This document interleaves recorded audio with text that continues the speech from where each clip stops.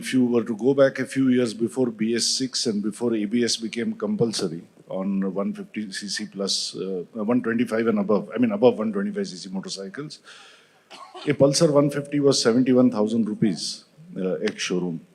Today the same motorcycle is close to 115, 120,000 rupees.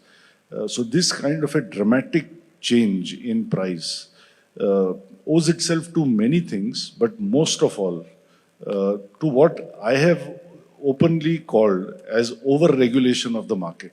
Why do we have to pay a GST of 28%?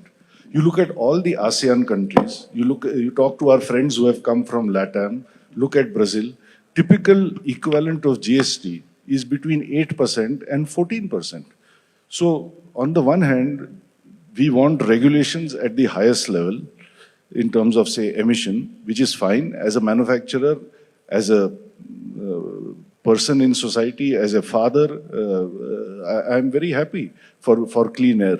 But then, maybe at that time, the government should reconsider that GST should be 18% or 12% and should not be 28%.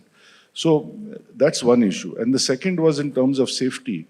And I'm just giving you a detailed response because you asked this specific question, that when you bring on a regulation that makes ABS compulsory on a 150cc motorcycle in India, which generates all of 12, 13, 14 horsepower, I honestly think it's an overkill.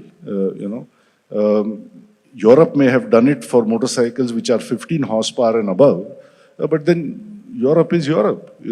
We all know the famous example of the person who lost her head when Mary Antoinette said, if you can't afford bread, eat cake. So are we going to tell our people that if you can't afford bread, eat cake in motorcycling terms?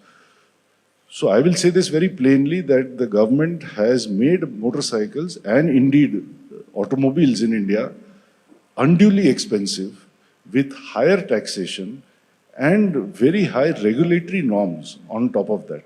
So that is what has caused motorcycles to become so expensive that today you are suggesting that 1 lakh of rupees is a modest figure. I would like to suggest that 1 lakh is not a modest figure. 1 lakh is a lot of money for the average person.